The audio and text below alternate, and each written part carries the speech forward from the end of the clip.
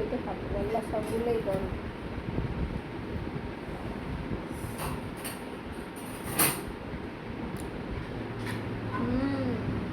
করুন ওটা।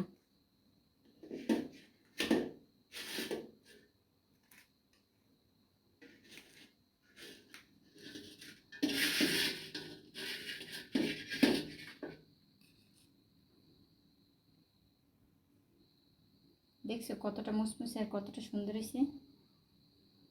বিকেলে নাস্তার জন্য এর চেয়ে ভালো খাবার হতেই পারে না।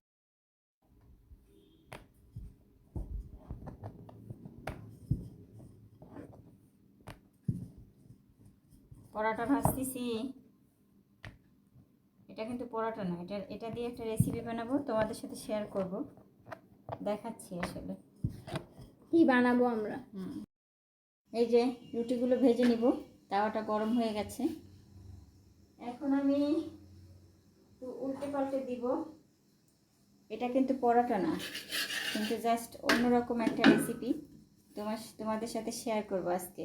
ঝড় বৃষ্টির মধ্যে অনেক জায়গায় কারেন্ট নেই, আমাদের এখানে ভাগ্যক্রমে কারেন্ট আছে, তবে ঝড় হয়েছে। কিন্তু একটু রুটির মতো করে ভেজে নিতে হবে। এই যে আলু আর ডিম, এই হচ্ছে ডিম, এটা দিয়ে মিক্স করে নিয়েছিলাম। যাই হোক, এখন এটা একটু হালকা করে ঘি দিয়ে ভেজে নেব। বাটার এখানে দিলাম। এখন বাটারের মধ্যে বাটারটা যখন হালকা গরম হয়ে যাবে তখন এগুলো দিয়ে দেবে। এখানে ডিম আছে, একটা আলু আছে, একটা আলু আর 2টা ডিম দিয়েছি। বিকেলে আসলে নাস্তার জন্য একটু পারফেক্ট খাবার তৈরি করবো, সেটা তোমাদের সাথে হালকা করে একটু শেয়ার করতেছি। এখন একটু লবণ দিব, অল্প সামান্য পরিমাণে। এখন হচ্ছে এটাকে খুব সুন্দরভাবে আস্তে আস্তে করে নাড়ো, আস্তে আস্তে। লবণ বেশি দিছো? দিছি, আন্দাজ বুঝি পরিমাণ মতো লবণ দিচ্ছি।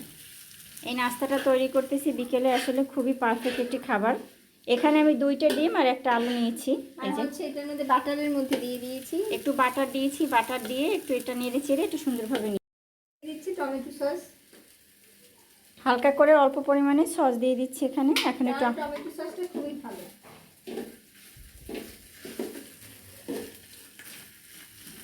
সুন্দরভাবে নেড়ে চেড়ে নিতে হবে একটু, খুবই সুন্দর করে। এখন এটা উঠিয়ে ফেলবো, একদম হয়ে গেছে। চুলাটা অফ করে দিলাম। এই যে খাবারগুলো, রুটি আর হচ্ছে এই যে এটা নিয়ে রাখো।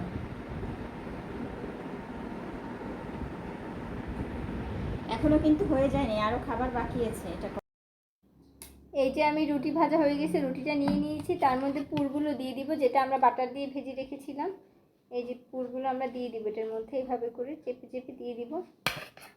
এটা আমি টমেটো সস, বাটার আর হচ্ছে আলু সেদ্ধ, ডিম সেদ্ধ আর লবণ, এটা দিয়ে সুন্দরভাবে এটার মধ্যে রেখে তারপর এটাকে আমরা চাপ দিয়ে এভাবে করে সাইড করে রাখবো, এভাবে করে। তো আমি সবগুলো এভাবে করে নিয়ে নিচ্ছি।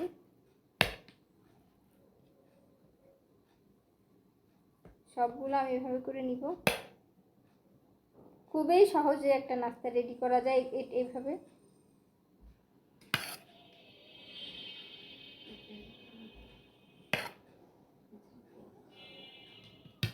এটা এইভাবে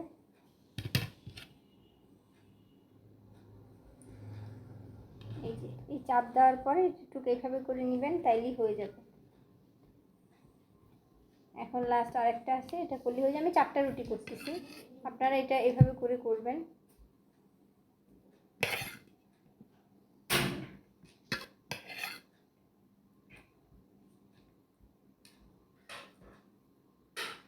এই নাস্তাটা খুবই মজার হয়, বাচ্চারা টিফিন আর ঝটপট, বাচ্চারা টিফিনে খাওয়ার ক্ষেত্রেও খুবই হেলদি। ডিম আছে, পাশে আছে আলু, সাথে বাটার দিয়ে করা, এটার মধ্যে খুবই হেলদি একটা খাবার।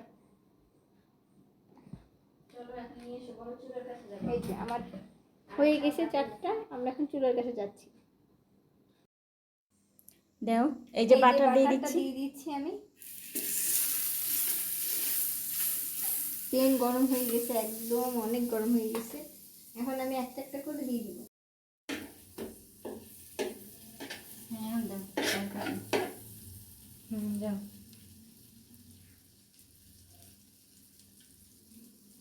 এই যে দিয়ে দিচ্ছি আমি একটা একটা করে সবগুলো।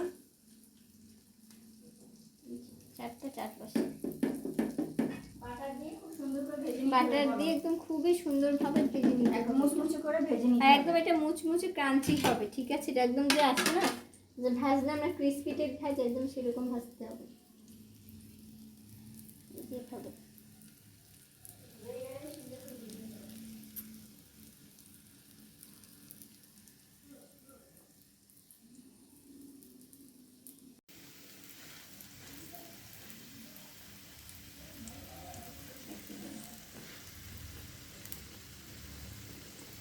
উল্টেই দাও, উল্টেই তারপর ধরো, দেখবে না ফুলে উঠবে, সবগুলো একদম ফুলে ফুলে যাবে।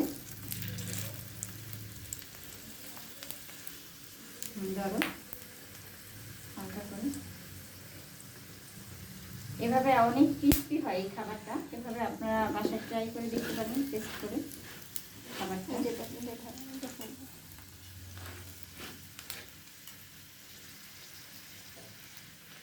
একদম কি সুন্দর ফুলে যাচ্ছে দেখো, একদম বাটারের মধ্যে দেওয়ার সাথে সাথে এটা খুবই সুন্দরভাবে ফুলে যাচ্ছে।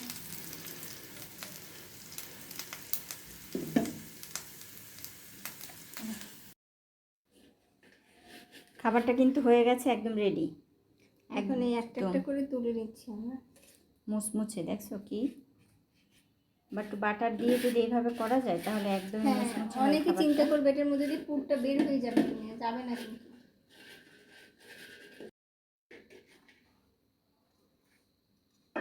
গরম, অনেক গরম, হাত দিয়ে করুন ওটা।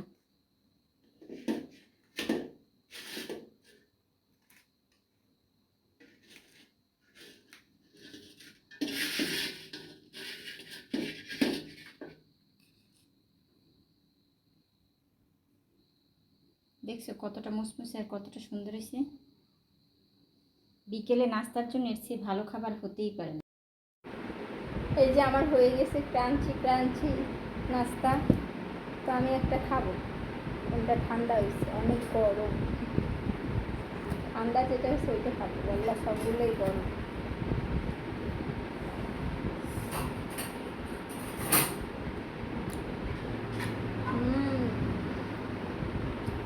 অনেক মজা হয়েছে।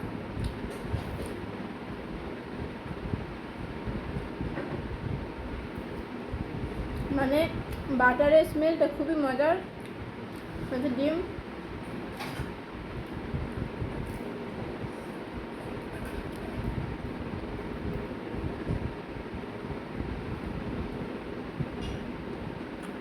আপনারা চাইলে এর মধ্যে আপনারা ঘি দিয়ে নিয়ে দিতে পারেন, কি যেন চিজ। আমার বাসায় ছিল না, এর জন্য দিইনি। আপনারা চিজ দিয়ে নিলে আরও মজা। খাবারটা দেখো ভাই,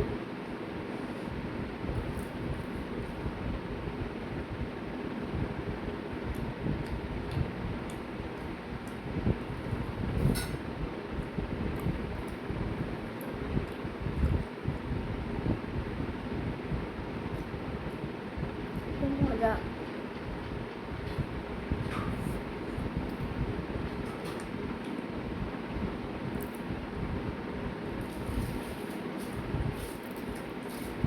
সবসময় চিকেন দিয়ে বানায় এমন না, অস্থির।